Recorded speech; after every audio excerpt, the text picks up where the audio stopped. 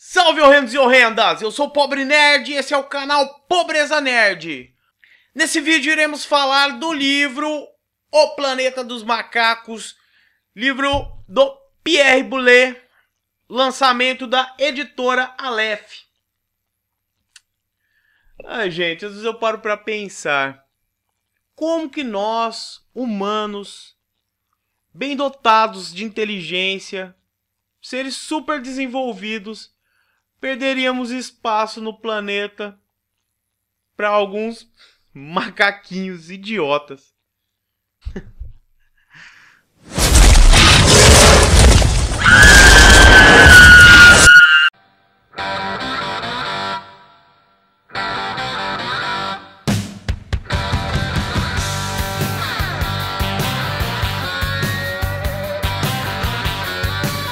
Então vamos falar de O Planeta dos Macacos, livro de Pierre Boulez, autor que eu insistia em chamar de Pierre Boulez. Fica na minha mente ainda, eu quero rebatizá-lo, porque Boulez soa bem mais legal que Boulez, porque é francês.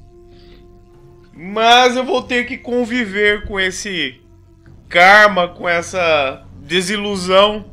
Vamos falar do que interessa desta edição pequenina e muito bonitinha e muito importante também no mundo literário, neste lançamento atual pela editora Aleph, O Planeta dos Macacos. Bom, essa edição é uma das que eu costumo classificar como pequenas notáveis. É uma edição bem curtinha, assim, eu diria. Ela tem em torno de 210 páginas, mais ou menos. Sendo que dessas 210 páginas, apenas 170 e alguma coisa são de história. Ela acarreta muita crítica social. O autor, em poucas páginas, disse muita coisa, expôs algumas visões que, sei lá, até então, pelo menos muita gente não tinha, visões do lado oposto, com a explicação do que é essa história. Tentem esquecer um pouquinho do filme, para não terem estranheza ao livro, porque seria o mesmo conselho que eu daria a quem leu o livro e gostou e queria assistir o filme. O próprio Pierre Boulez tinha um certo trauma com o cinema devido, sei lá, a releitura que foi feita da obra dele, a adaptação cinematográfica. E não era a primeira vez, ele não aprendeu a lição, porque ele já trazia essa frustração de Ponte do Rio Kwai, ou A Ponte do Rio Kwai, sei que é um dos romances dele de sucesso, e que também ganhou adaptação cinematográfica, e teve o final mudado, ou algumas coisas. Eu não conheço o filme A Ponte do Rio Kwai, eu apenas li sobre, tive informações disso que rolou. Mas O Planeta dos Macacos eu conheço e já os previno.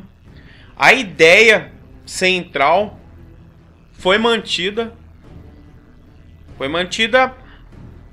tranquilo, mas foram mudados a narrativa, o início, o fim, o meio, tudo é narrado de forma diferente. Foi mantida a ideia mesmo. É que eu também achei que tem coisas aqui no livro que, se fossem adaptadas cinematograficamente, fossem feitas exatamente como estão no livro, ficariam, sei lá, meio caricatas. Acho que, não sei se funcionaria assim bem no cinema. Acho que a maneira que foi feita no cinema foi legal. Apesar de que eu também sou meio contra essas várias mudanças que são feitas em alguns filmes. conseguindo arruinar boas histórias. Nesse caso não aconteceu, a ideia pelo menos foi mantida. Um grupo de cientistas junto com um jornalista saem numa expedição com fins científicos mesmo, saem para fazer história, porque há estudos que indicam que o tempo em órbita passa mais devagar do que o tempo aqui na Terra. Então eles já sabem que em uma viagem de 3 anos que eles põem como objetivo chegar a um planeta que eles batizaram de Sodor, por encontrarem características semelhantes à da Terra naquele planeta. E esses 3 anos que eles ficarão em órbita serão correspondentes a 350 anos na Terra. Então eles sabem que vão fazer história, mas será para gerações bem à frente. Ao alcançarem esse planeta, eles encontram ali várias coisas semelhantes. E nessa expedição também eles levam um macaquinho, que é a cobaia, lógico. E esse macaco que é tirado primeiro da nave e nele é testado o efeito do ar, dos pulmões, né? Tipo, se é pra se ferrar que vai o macaco primeiro. E logo depois eles acabam aportando, começando a explorar esse planeta desconhecido, meio com cuidado. E depois de alguns acontecimentos, em resumo, eles descobrem que esse planeta é habitado por macacos. E não macacos como nós conhecemos aqui na Terra, mas sim como nós somos aqui na Terra. Os macacos são intelectualizados, totalmente expressivos. Mas um pouco antes disso, o primeiro contato que eles tiveram nessa Terra foi com seres humanos mesmo. Mas eles perceberam nesses seres humanos o que percebe-se na Terra de animais selvagens. Eles viram aquela falta de espírito ali. Eles, apesar de no começo não quererem encarar aquele fato desse jeito, mas acabaram tendo que admitir que os humanos naquela terra eram selvagens. E depois, em contraproposta a isso, eles conheceram os macacos e viram que eles eram totalmente civilizados e eles governavam aquela terra. Então, por várias circunstâncias ali que ocorrem, cada um desse grupo de exploradores acaba tendo um destino diferente. E o Ulysses Merrow acaba sendo o protagonista dessa história e acaba vivendo essa aventura, tendo ali uma visão de como seria a inversão dos papéis, porque lá naquele planeta o ser humano é o selvagem, então o ser humano é a cobaia. Então isso já traz uma forte crítica social. Então, em resumo, o filme se passa entre a chegada desses humanos, né, nesse planeta habitado por macacos, a luta desse personagem principal, em primeiro lugar, pela sobrevivência, logo após a busca por conhecimento, também de início para poder garantir essa sobrevivência, para conseguir se comunicar e provar que ele é um ser racional. A história caminha daí até a exposição dos motivos reais do porquê daquela cultura, daquele acontecimento, dos macacos dominarem aquele lugar. Tem toda uma trama envolvendo isso e é bem legal o jeito que essa trama se desenrola, os porquês são bem legais e até caminhar para esse final surpreendente que eu já adianto a vocês de novo, é bem diferente do final do filme, apesar de manter a mesma ideia. E agora a especialidade do Pobreza Nerd, que é mostrar um pouquinho da edição. O Planeta dos Macacos, Pierre Boulle, o símbolo da editora Aleph. Aqui algo que lembra um crânio, não sei se humano ou um crânio de macaco. As letras ficaram bem legais, que são escritas de maneira que demonstra alguém que está iniciando na escrita. A lombada. Atrás essa introdução à história. Tem um detalhe legal, assim, diferente nessa edição, que são essas bordas aqui arredondadas. E é uma edição bem bonitinha, assim. Ela é meio pequena.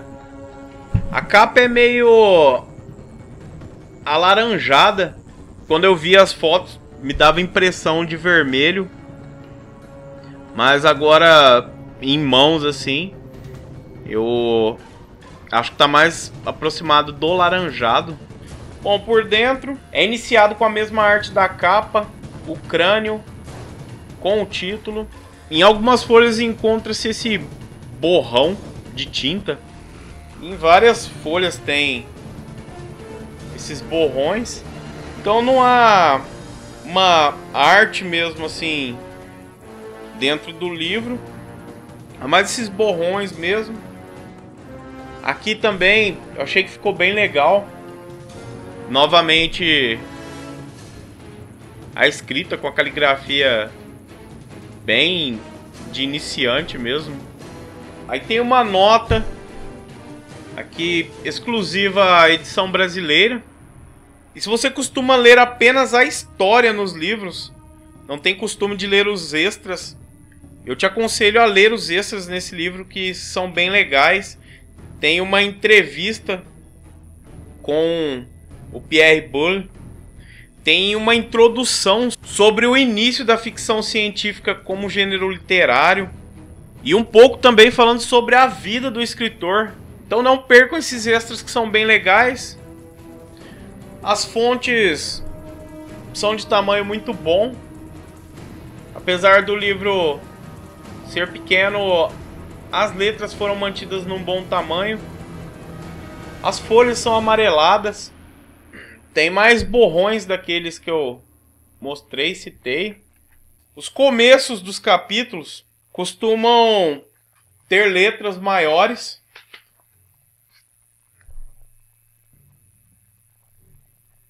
São essas as características dessa bela edição da Aleph. Levinha. Eu achei bonitinha, assim. Eu até senti falta de uma capa dura. Até para conservação mesmo do livro. Acaba danificando principalmente as bordas.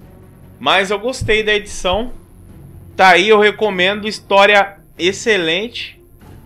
Uma da lista das minhas pequenas notáveis. Um grande sucesso da cultura pop, lógico. Bom, é isso. Pobreza Nerd na área. Ficamos por aqui. Curta o vídeo, compartilhe com os amigos e inscreva-se no canal. Beleza? Valeu!